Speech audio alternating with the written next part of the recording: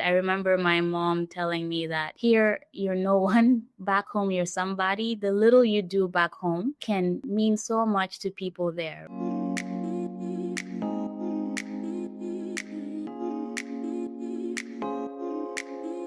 So I grew up in Gambia in the 90s, and we were in a dictatorship. And I grew up just seeing how not being able to speak up or say things that could help make a difference. And so I was driven to be able to see other paths to try and help my country. I moved to the US. I went to school in Arkansas. I was the only Black and woman in my electrical engineering class. And I also had to navigate being in a new place where there's not a lot of people that look like me. I realized that in Gambia, we don't really have a startup ecosystem here as much. It's still nascent. We have zero venture capitalists here. And even if I wanted to start my own fund, how can I fund these startups? So I started my own consultancy, Elevate Consulting, and just trying to make sure that founders have all the tools and resources, and they're also they have the right structure in place as well to be able to grow and scale. With that, they get the right metrics to attract investors. I don't think we were taught in such a way we could question things. It's like A plus B equals to A, and you're just gonna say it's A,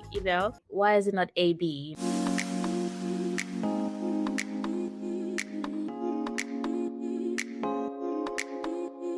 Welcome to the Africa2100 Podcast, where we demystify entrepreneurship to make it accessible to the man on the street. I'm your host, Chudi Obiaya. This season, we are following the journey of those who were in the diaspora, but since returned to the continent and are building impactful ventures. Today's episode is for everyone pursuing their passion while finding ways to pay it forward. Our guest today is Jainaba Njie. Welcome, Jainaba. Thank you, Mr. Chidi, for having me. It's a pleasure to be here today. We're glad you agreed to come join us. What does Jainaba mean? Actually, there's no direct meaning, but it's derived from the Arabic name Zainab. So we just Gambianized it kind of and added the J with the A. Okay. No meaning. I know in Nigeria and other countries, names are tied to meaning, but Correct. Not to my knowledge. Maybe someone out there can let me know. Yeah. Okay. So for anybody in the audience who has an understanding of the meaning of Zainab, please share with us. Can we start by having you introduce yourself to our audience? Who is Jainaba? I guess I would start by saying Jainaba is an adventurer. I'm always looking to learn. I've moved around the different continents, and I'm originally from the smallest country in West Africa, Gambia, and I have a twin brother. So these are just random facts about me. Grew up here, was born and raised, and then moved to the U.S. But yeah, Jainab is just someone who's just curious, always looking for the next big thing, and open to learning and meeting new people from all walks of life. So what drives you, Jainaba? Wow, that's a deep question. It's definitely something to do with my past. So I grew up in Gambia in the 90s, and we were in a dictatorship. And I grew up just seeing how, not being able to speak up or ask for change, and seeing how the economic development wasn't really going forward kind of pushed me to try and just see how I can make an impact outside just, maybe outside of the public sector. So I just grew up around not being able to speak up or, say things that could help make a difference. And I saw how just being in a dictatorship really deterred our economic development. And so I was driven to be able to see other paths to try and help my country. So what that drives me is just looking ways to help my community and the continent. Yes. So when you say you grew up not being able to express yourself, could you tell us a little more about that? What were those conditions? What? Yeah, I don't know if you watched Harry Potter before, and they have this Lord Voldemort or whatever, and you couldn't really say his name. So it was just more around that. Though my parents had shielded me from what was really going on, but you would hear about horror stories about even speaking about the president at the time. We had secret services who could maybe easily get you disappeared. So hearing those stories, which of course later came to light after the dictator went, made you really scared to speak up or even question what was going on, or even suggest things. I was a kid, but it kind of limited my ability to come up with solutions or even ask questions. But that didn't stop me. I still did, just not publicly, maybe. Were there other things besides the impact of the military dictatorship that informed your childhood in the Gambia? Yes, I would say my family, both on my mom and dad side. I think both of them really valued education, and luckily, I got to see I got to see how the impact both my parents got from my grandparents taking them to school and then university, and also just the values around me. Of course, being in Gambia at that time, being a woman, you probably couldn't do as much, and I was always given the space to just go against the status quo. Like, I was able to do design and technology, coding, just doing things where it's not normally seen for a woman to do. And I think my family just gave me the space to explore without really limiting me. How has that influence shaped where you are today or what you pursued as a career? Yeah, I think it has influenced me in just always seeking knowledge and learning, that I was given the space to do so, and always just being able to try new things. Uh, I think maybe just being given that space enabled me to be brave enough to have, to pivot or try new things or go to new places. So just having that courage, I guess I would say. How did you then make the determination that electrical engineering was going to be your life suit? The fun fact is I never wanted to be an electrical engineer. I don't even think it came to mind. I actually wanted to be a computer scientist, which was, I guess now is called software engineer. So when I was growing up, I really picked up coding in high school. I was actually two out of, I guess, 80 students coding. And I really thought it would be kind of like, it's like magic, right? You write a code and something pops up. And I thought it would be a way to just overcome whatever barriers were there to create solutions that could help people. And so I was really into coding. But then when I graduated high school, and this was around 2008, I we have like this internship that we do before we go to college. And so I was paired with a tech company.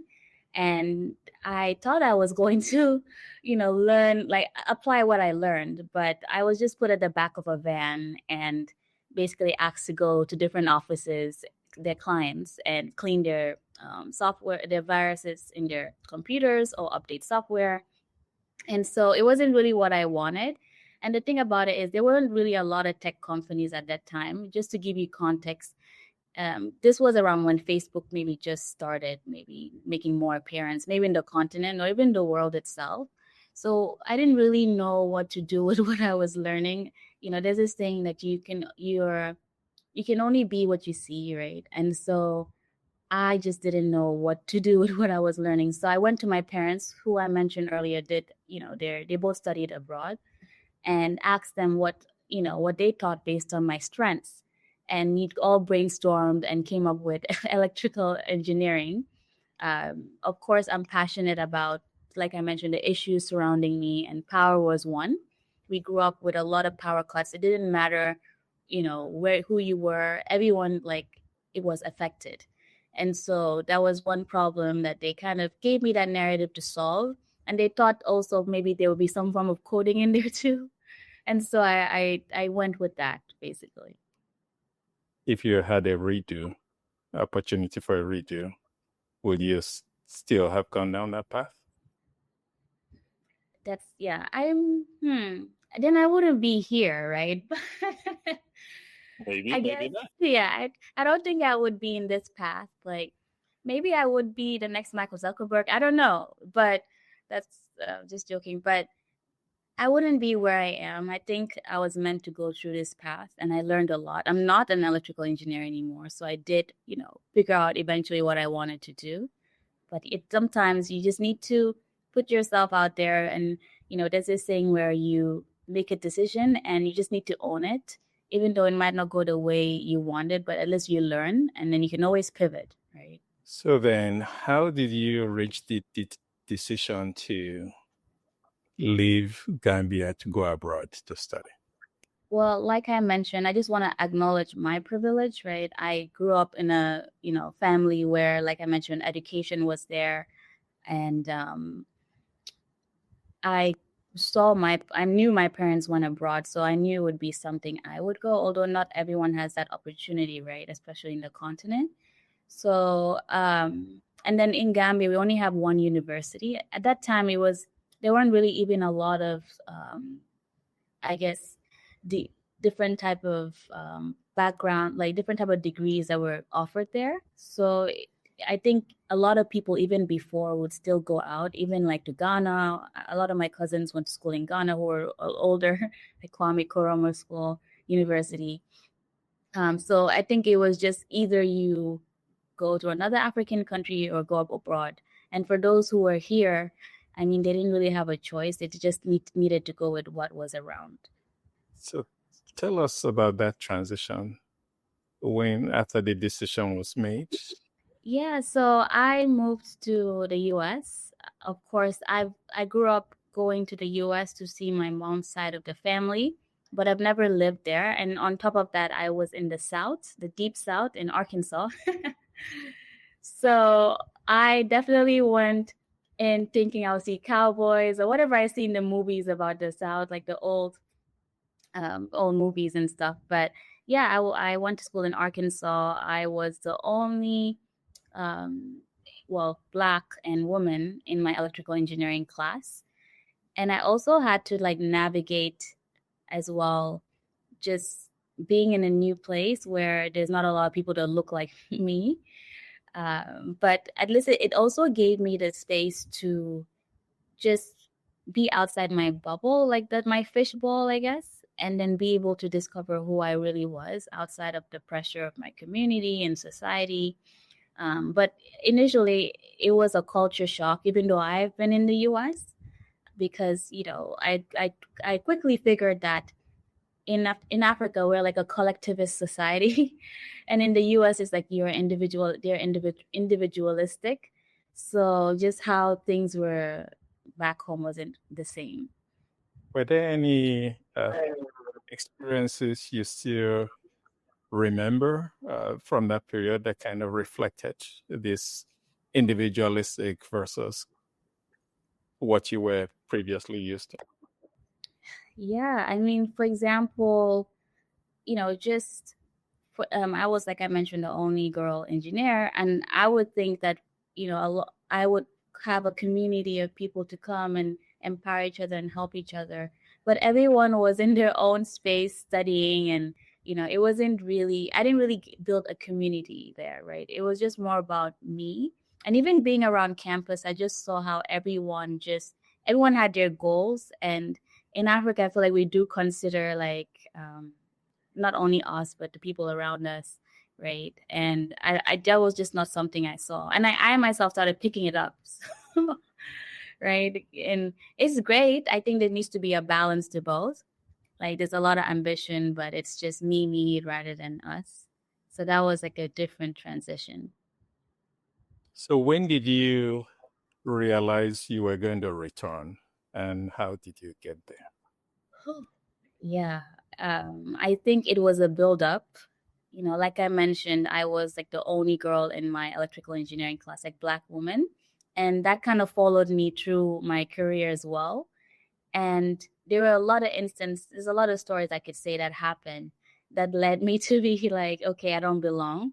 But I just didn't feel like I fit in. Like I didn't really have someone to look up to that looked like me in most of the spaces that I was in. They have these people called sponsors normally who speak up for you or, advocate for you even when you're not around. And nobody's someone who understands you or look like you. And I didn't really have that. And I think the instant where I'm like, this is it was when um, I found out what I was being paid versus what others were being paid in the company I was in. And I just saw that it was a huge difference. And it kind of I started questioning a lot. I realized that, I wasn't really even growing in this company. Every year I would have reviews and, there would be excuses. I would see my white counterparts, prosper forward, but I didn't. And I remember my mom telling me that, here you're no one, back home you're somebody. The little you do back home can, mean so much to people there, right?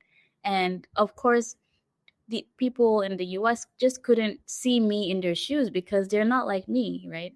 And like I mentioned, I didn't really have, it's not even about Africans, I didn't even have like other Black people or women in my space, that could empathize or push me forward. So I think when that incident happened, I knew that this wasn't the place. And then also, I remember, because I always wanted to move back, by the way. Like, I've never was like, I'm going abroad and I'm never coming back. I actually went to university to learn so that I could be able to come back and apply what I learned. So when I was working, like I worked in the US for 5 years, I remember always listening to this podcast called Building the Future by Doton. And he would always interview people building in Africa, like Ian, and there's like Dr. Ola and a few other people. And I just kept questioning, like, why am I not there with those people? Like, I just had this urge, and I kept fighting it because, of course, when you're in the US, you get stuck into the system. You start having a nice apartment, a nice car. You start really forgetting. Well, I started forgetting my mission. And so I think that was a reminder, and how I felt so uncomfortable. I knew that, I needed to be back home. And I think that event that happened really just solidified everything. When you say the event that happened, elaborate. What event are you referring to? The event on when we were shown what everyone was being paid in our company. Okay. Yeah. Was there also another event, the accident, as you wrote? Yeah.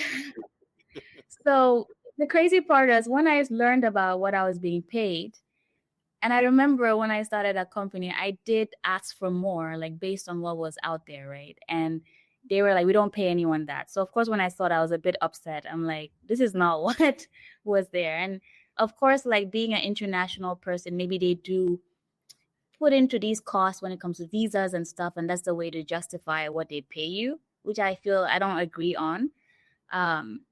But I was like, okay, I'm going to say a lot of people, at least maybe 10 people left or so. And I was like, I'm going to save up. And then at the end of the year, I'm going to leave. And I remember my mom and my twin came to help me. And then we were going to a friend for dinner, like a farewell dinner. And I was at a stoplight. I was the one driving. And then just when the light went green, I started going and a car just hit me. And my family was in there. So we had a car accident. And the ambulance came. And I remember the police came as well. And of course, they came into the ambulance and they saw my mom, who was like hijab. And they started questioning us and whether we should be here legally or not. And of course, like my mom was a diplomat, and when they saw that, they kind of backed off. But they still pushed me to go outside to talk, to just tell them what happened and show them around, which I couldn't at that time. I was hurt. I tried, and then I went back and went to the hospital, and I got charged for like careless driving, even though I didn't even physically drive. I was about to drive when it happened. And so it was a lot happening. I've never gotten a car ticket in my life. Never been to court, so I was super scared. And of course, when you call lawyers, they're telling you like, oh, like you're gonna go to jail and you need to hire me. And I was freaking out. I didn't know anyone like that could help. I mean, we had that family friend, but like that community thing comes again, like who's gonna be around me, who's gonna help me, And my mom was just she was just shocked of what was happening. And she was like, we need to go home. And I was like, well, maybe you can go and I'll come back. But then I remember I even told my company that I got an accident, and maybe a week later wanted me to come back in. And I felt that, okay, clearly I'm definitely not valid here. They really don't care about what's going on. And I think that really was the final push, because to be honest with you, even though I was planning on leaving, I might not have left if it was the accident, because I kept coming up with excuses. But I think I really needed that extra push. So you got the push, and then you now made the move. Tell us about the plan for your return. Yeah, so I decided to move January 1st. Well, I decided to make sure I was in Africa January 1st, 2020, right?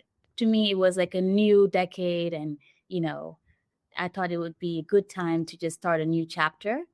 And yeah, I moved. I had no idea COVID was happening. My background was, engineering with a specialty in renewable energy as well. So I wanted to go home to start my own renewable energy company. And of course, when I moved back, I started doing market research. And we only have one power utility in Gambia that was under the government, as a public utility. And so when I went to kind of showcase that I wanted to step away from the grid, like have these mini grids, like decentralized units, especially for rural areas, because some of the grid didn't really reach a lot of people in rural areas. But I think the regulatory body was still putting together regulations for that. And then also it seemed like I would have to sell it to the utility. And I think that wasn't what I wanted. I just wanted to be independent, right? And so that kind of, I reached like a barrier, a stopping point. Also, just trying to navigate like who to speak to. I looked really young when I was coming back home. A lot of people really thought that, I would send them my resume and they would still ask me when I graduated, or, so I don't think I was taken as seriously. And and then out of nowhere, COVID happened. So it was just like, this is maybe a needed maybe slow down. And I also realized I didn't have the business background. So I decided to just take a step back and do some reflection and maybe look into business school, because I just thought that entrepreneurship would be a good route. And I wanted to make sure I was getting the right resources and tools and being around the right people as well. Why was it important for you to be independent, specific to this power company or power supply company you're trying to be? Independent from the utility? Right, from the utility, right. Why was that important? Of course, when I moved back, I was actually one of the maybe first young women electrical engineers in Gambia, especially specialized in power at that time. I was definitely recommended to work at that utility company, but I've been in the US for like 5 years, and we work a certain way, our work ethic is different. And I tried to reach out, but honestly, I just knew that I would lose myself when I got in, because it's different, like just moving back from one system to another. And like I said, my goal was to be independent from the public sector, right? Because the utility is a public sector. So I think for me, like, I just wanted to be able to not really directly, I won't say work for the government, but like just be on the private side. I think I would have more power and flexibility there to do things myself. Was that your roadmap to start up a company upon return, or how did you reach that decision? It sounds kind of abrupt. Right. So, when I went to the US, I was like, I'm going here to study electrical engineering because I want to solve the power issues for Africa, right? Because power is the building block of every sector. You can even see now in AI, right? You need a lot of power to power the data centers, and there's a lot of compute power that takes place as well. So, every aspect of anything that needs power, right? Even if it's indirect. And so I was like, yeah, I'm going to come back. There's at least 60% at that time that didn't have access to power, and I really wanted to help bridge that gap. And when I graduated, they in the US, I think because it's a public, the utility is more on the public side. You needed like some form of clearance, and I'm not American, so that's how I ended up in the private side, the distribution side, which is like the residential, right? The distribution side is where the main grid gets connected to residential homes, and you take it from there. And so that's how I ended up there. And through there is when I saw, with the decentralized power units, like solar units, you didn't really need to directly connect to the grid. You could actually connect directly to people's homes, and it could power them, right? And like I mentioned, we were just getting off a dictatorship when I graduated. So even more, I didn't really know where our country was going. And I really just wanted to still be outside of that space. And I thought solar would help decentralized solar systems. So yeah, that's how I ended up having that idea to start my own thing, just to be away from the public utility. So COVID comes, throws a wrench in that, and then you encounter the issue with the lack of regulation, and you recognize that you need some business training. What was the next step? Yeah, so the next step was to either go to a school that focused on entrepreneurship, which I know a lot of people will say entrepreneurship is not for schooling. You just need to go and try it and learn as you go. But I still don't agree on that. I think that you still need a little bit of knowledge to know where you're going. And I had zero. So I applied for this program called NEST, because I wanted to be in the continent. I didn't even want to go anywhere else. And it was in Ghana. And I applied. I got to the last round. And I think the last round we had to go to Ghana. It was like a group interview. And then because of COVID, they had moved it. And so I'm like, well, I cannot really wait to hear back on, like, wait till a year or two. I don't know. With COVID, we have no idea what's happening to know whether I will get in or not. So I started looking into business schools that focused on entrepreneurship. And Estade, which is my MBA that I did, they focus on entrepreneurship. They're known to have an accelerator program. They're known to be number one in entrepreneurship. A lot of entrepreneurs, like Global, like a delivery company, that one of the founders came from there. So I decided to explore that. It was in Europe. It wasn't in the US. It was close to home, like same time zone. So that too helped. Yeah, and that's how I decided to go through that.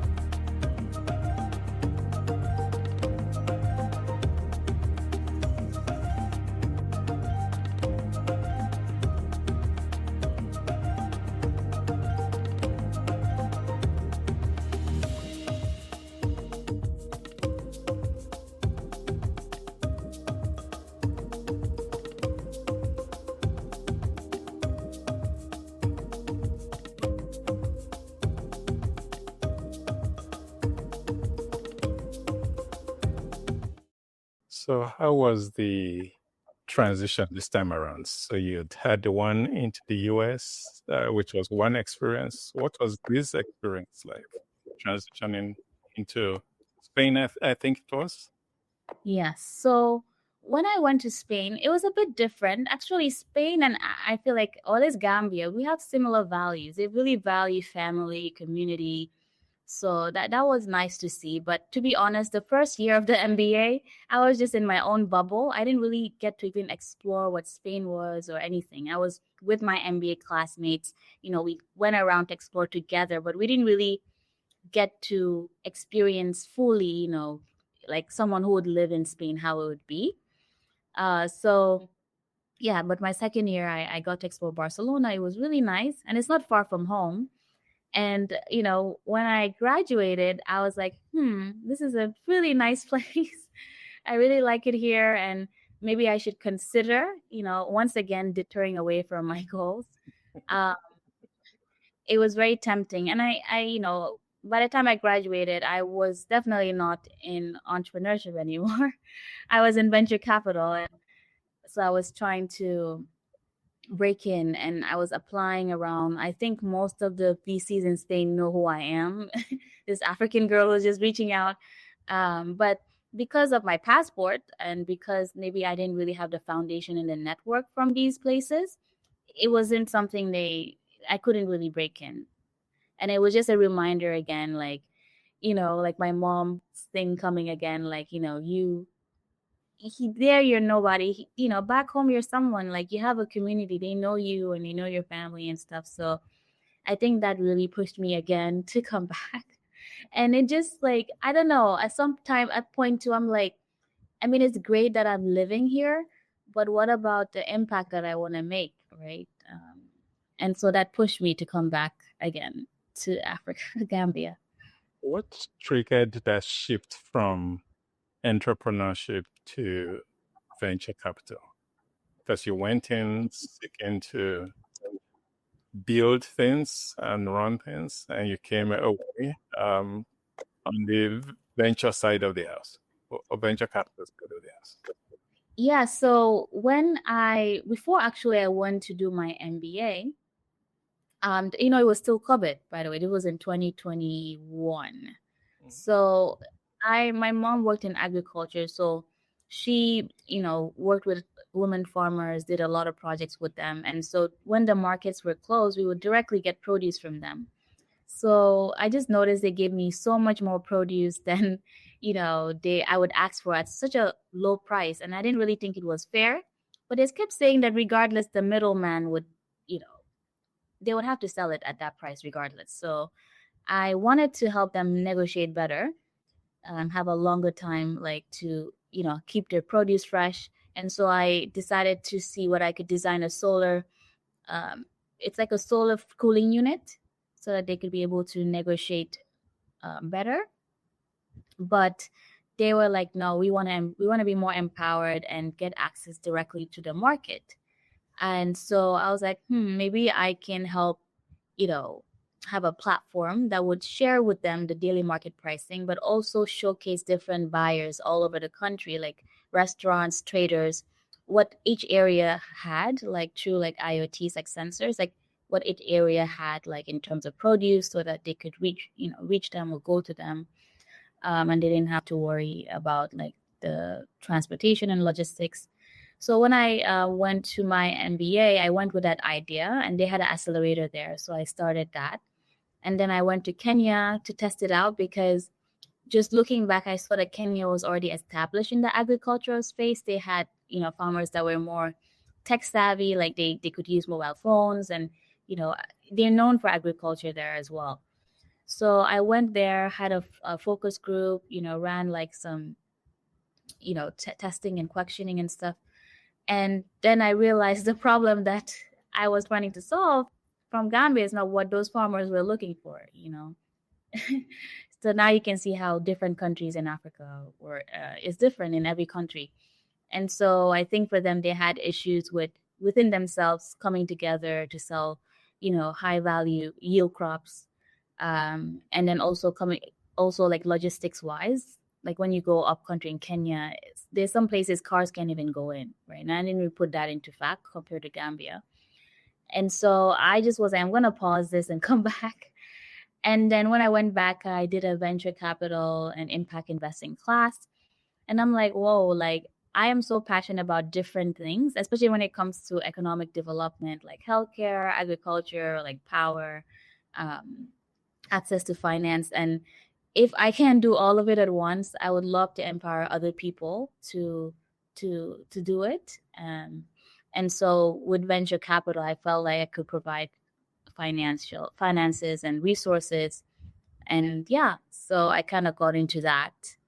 And how has the experience been so far? It's been great. So I did break into VC. I got into when I graduated. Before I graduated, I had an internship at an LP. So these are the people who give venture capitalists money. But I still wanted to be closer to like the entrepreneurs. So I got into a top venture capital fellowship program that kind of helps you close that gap on what they need for you to become a VC. And then I worked with, I got hired by a fund called Aduna Capital. There I was a venture partner and I was doing IC and all other things. And then was there for a year.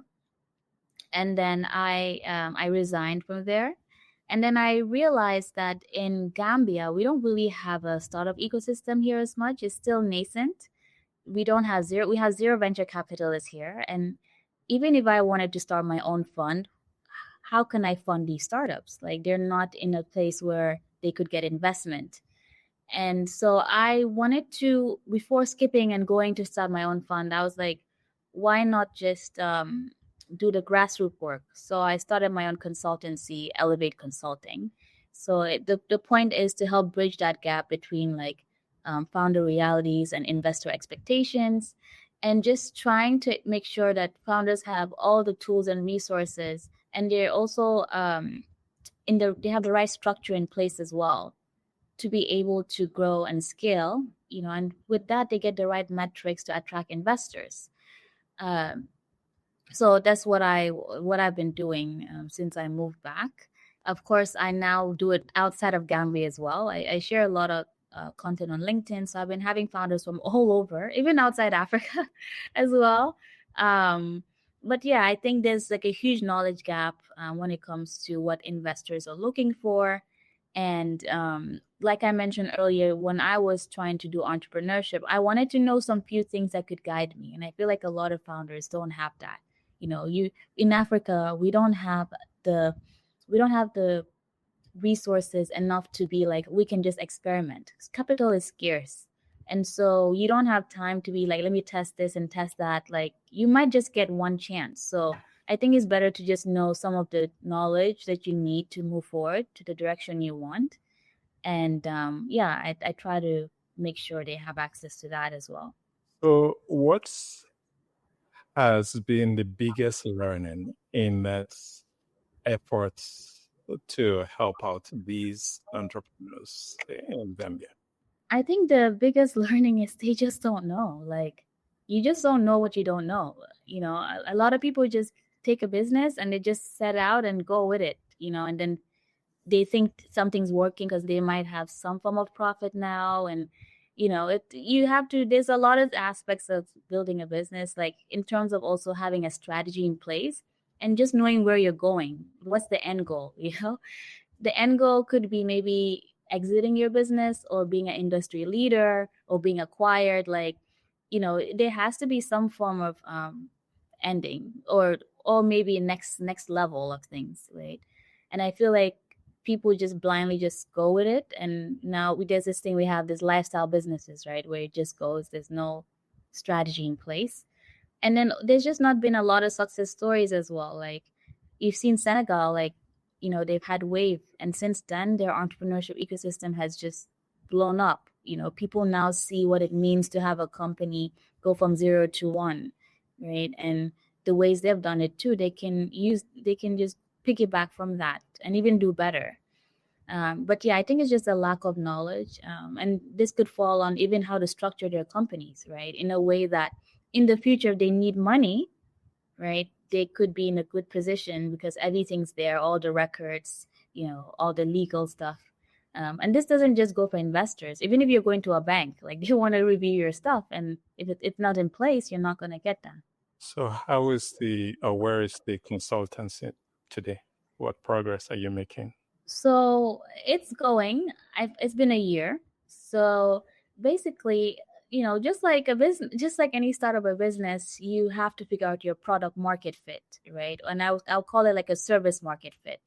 For me, I had all these services that I wanted to provide, but then along the way, I've learned that what you want to offer is not what people want, and even what people might pay for. So for me, I realized that at least in Gambia, a lot of entrepreneurs weren't really willing to pay for my services fully. And so I've been looking to work with other businesses like, development institutions or venture capital who maybe have portfolio companies and maybe need help in some ways, and accelerators as well. So that's what I've been doing now. Of course, it's not easy also just doing business anywhere, but every place, has their own hard. And so, yeah, I've been trying to deal with some of those few things. So I'm hearing that you are making a shift from business to consumer B2C to a business to business B2B in your business model. Yes, though I'm pivoting now to advisory for entrepreneurs. So for entrepreneurs who just want a quick, challenge that they need to help with, maybe it could be an hour call, it could do a one-to-one. So, it's not like I have to spend like weeks trying to solve something for them. But yeah, I think I need to really find a balance because, I was burned out a lot, and then there's no ROI at the end. Of course, I want to give impact, but then I have to survive. So, yeah. So when you talk about giving impact and your desire to make sure there's impacts, what do you have in mind? I think impact is just moving the needle, right?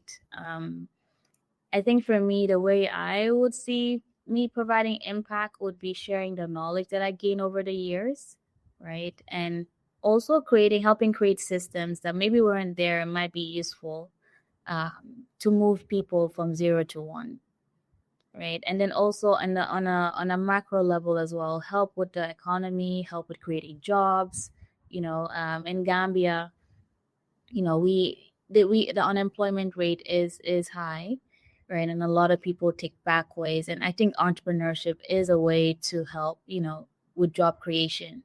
So it's helping create more entrepreneurs who have successful businesses that can pay more people to get jobs. So, well said. As you look back, what have you learned about your country and yourself?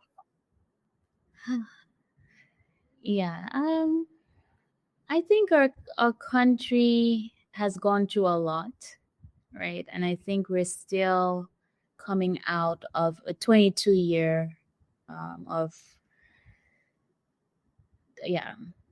a dictatorship, I would say. But I think we have a long way to go, to be honest. But I think we're resilient, and I feel like if you go around the map, a lot of Gambians are out there like doing big things. So I don't think that's the thing. I think we just need to change our mindset a little bit and just dream bigger. I guess for me, what I've learned about myself is I just love to learn. I love to empower others. And I just like to I think curiosity is everything. And I've learned that I can adapt. But I was able to do that because I was put into places where I didn't know people or anyone. But yeah, I've just learned that, I love learning new things. I love helping people within the continent as well. So yeah. So how are you protecting yourself or ensuring that you don't get disillusioned? I'm thinking about your experience with the correctional center. Can you tell us? Yeah. So, moving back, to be honest, I have had my own culture shock. I was here till high school, but I grew up as an adult abroad, right? So, and all places are different. But moving back, I really thought one thing and wasn't the other. So I think one thing I didn't mention earlier, what we need to learn in Gambia is coming together. Like, I think there's power to the people. Of course, like I mentioned earlier, like there's a lot of post trauma and, people get scared, of course, when it comes to speaking up and stuff. But the correctional center example was, I traveled and came back and learned that there's a correction center right next to my house.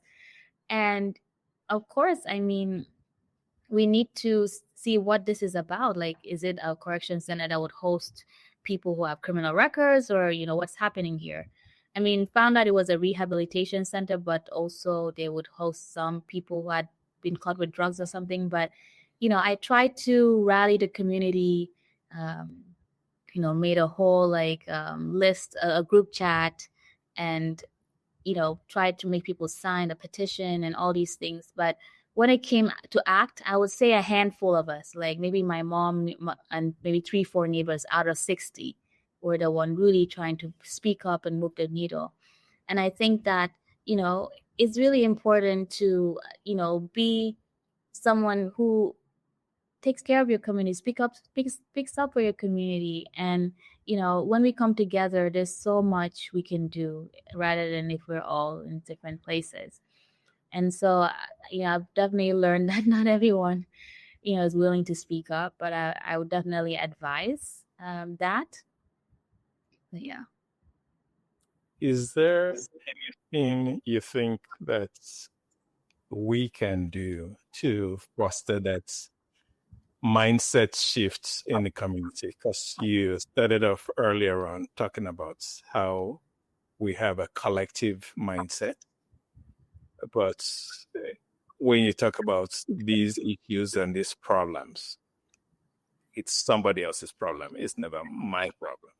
So I think the collective thinking is just more of like, you have a decision you have to make personally, but then you have to like think about your family, or like maybe someone needs help, kind of.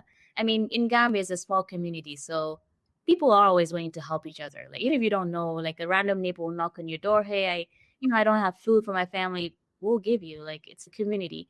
But yeah, I think I don't know about other African countries, but I think it's in Gambia, it's just what we've been through. People are still scared to speak up. They've been programmed not to speak up, right? And that's one. But even like daily community stuff, like I think being able to just get up and say, hey, people are littering here, like there's a whole trash dump here, and coming together to find a solution. I think there's a gap there, and I don't know what I can explain for that. I think maybe it's just a Gambia thing, but I think, yeah, the collectivism is just more maybe personal, like maybe with your family and the unit. But I think we definitely need to find ways to just speak up. It takes a lot of courage. And like I mentioned earlier, I don't think people know the power if we come together, right? And even like doing the correctional center, like, trying to work around going to government offices, going to different local government offices as well, talking to ministers, all these things. There were some people who were switching, people who were feeding information what we were doing within our group, because they thought that would be the easy way out. And the crazy part is, the people I was dealing against for the correction center, they actually commended me for being like an advocate for my community, even though we're not in the same side of the war zone. But yeah, like I think if you don't speak up or do something, who will? Like sometimes you gotta just not wait for others to do stuff for you. Like, we can, and that's when it comes to even our government. Like, if we keep complaining and being a problem driven society rather than solution driven, we're always going to wait for people who might not meet what our expectations and what needs to be done, right? So I think it starts from the little things. It starts from the community first, and then everything else ripples out. So I want to push you on that a little bit. I wonder, is it awareness of that, or is it a lack of the critical thinking that's needed for disruption? Yes, I think it comes to our educational system, right? I think, at least I'm not sure about other African countries. I can only speak for Gambia, but I don't think we were taught in such a way we could question things, right? It's like A plus B equals to A, and you're like, why is it not AB? You're just gonna say it's A, and so and I remember even like, when I'm meeting people, like, and I'm trying to give them another solution, but they're like, no, this is how we do it. But I'm like, okay, but there's an easier path. But no, this is the only way. But there's always other ways, right? And yeah, I think it has to do with how we're taught to not even not question how things are in general. When you look at it in a bigger, you know, lens, it could reflect back to this, right? Just reflecting and saying, is this right? Is there another way? Like, why is this like this? I don't think we really question things and think critically about things. With that, I think it will be a good time to ask, what do you think about entrepreneurship on the continent, and what do you believe really needs to change for us to accelerate on the adoption of entrepreneurship? Yeah, a lot of things. Like, I feel like there's different, I'm going to break it down to different sides of stakeholders and stuff. But I think, entrepreneurship, there's two things. Weirdly, the public sector has a huge play in entrepreneurship. And I think people forget about that. Regulations, and incentives, all these things are needed to help the entrepreneur move forward, right? So I think that in a lot of places need to be in place. In Africa, I think it's super hard for a lot of countries because you're not only building your business, but you're also building other businesses that need to be in place to work. There's not a lot of ecosystems around where, you can build on what someone else has had. Like, maybe someone has a payment system and you're trying to create a platform for delivery and, but in a lot of countries, apart from the big four, I would say, you have to build the payment and you need to build, your own, your own solution though on what you wanted to initially do. So I think what we need to do is try to help with the ecosystem building, right? And just showcasing people, hey, see what's out there, see what the gaps, the white spaces are, and see how you can feel it so that everyone can, benefit from you being present, right? And then of course, like I mentioned, the regulation side, like it's hard getting capital in Africa, to be honest. Of course, there's venture capital around and so, but in a lot of countries, debt is expensive. Like in Gambia, it's like 20 something percent. Like as a new entrepreneur, how are you going to take that? And before you even start making money, you have to return that. Like your business will fail, right? And so I think we need to find more ways to have people access capital, maybe through even the local, it doesn't even, we have angel investors. When I went to Lagos and I learned they were like, I need to go back to the number. I think there were like 5,000 angel investors currently in the whole continent so far that are present here in the continent. And that's super small for a billion, how many billions of people in Africa. So I think we need to find other alternative ways, and we need to have more people to take risk as well on our entrepreneurs, right? Sometimes just to make an impact. You might not get your return, but I feel like we need people to believe and risk, take the risk and help other people break through, create new industries, create better solutions that could put us forward. You've seen in Silicon Valley, people give off money like it's nothing.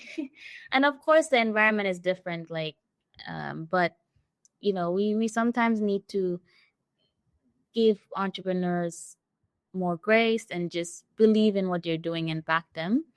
But yeah, I think I would say those, like local capital, working with the government for better regulations and incentives, and creating ecosystems where people don't need to do too many things and deter from their original goal. Yeah. Thank you for that. So what's advice would you give to others who are listening, who wish to have or who have a similar passion as you and are looking to make similar impacts as you are striving for? I would say to, just start. I know a lot of people are scared, especially those from the diaspora trying to move back. Like you don't really know what's going on, but you don't really know the actual problems in the continent. You have to be here actually to know, right? And of course, it's not easy. And to be honest, I know a lot of people want to come back, but not everyone can, right? And finding ways, like I mentioned, being a local investor, like being an angel investor, there's different ways to make an impact. So I think the advice I would give is just finding ways that works for you to make an impact. If you can't make it here, there's investing. I think is a good way to touch on different problems, and push people forward. But yeah, Any final words, Jainaba? I would say it's hard everywhere. I know in the continent we have a lot of issues and problems, but I guess you need to choose your hard, right? And yeah, I would say choose your hard, but it's hard everywhere. So don't give up on the continent. Try to see how you can make an impact. It's a global world now. You don't have to be here, but you can still make an impact from wherever you are. There's different avenues. So. And what's next for you? Man. I don't know. I mean, of course I'm doing Elevate right now. Maybe get back into venture capital. I'm not really sure on that yet. But I'm trying to just put myself out there more. I'm from the smallest country, so just trying to explore the continent and just other emerging markets and just seeing how I can, continue to make an impact. Thank you, Jainaba. It has been an inspiring and motivating conversation, learning more about your journey, as well as the advice and guidance you've given to those who are listening in today. So thank you for that. As you've heard, Jainaba has told us that you can continue to pursue your passion no matter where you are. You don't necessarily have to come back home, but you can still make an impact from wherever you may be in some form of fashion. And don't be distressed or give up as a result of the challenges. That's the more reason why you're needed. Exactly. So you heard this. If anything you heard resonated with you, please remember to subscribe. Just click on that button, and that way you don't miss any future episodes. Again, I'm your host, Julio Bear, and I look forward to seeing you next time. Yeah, thank you for having me.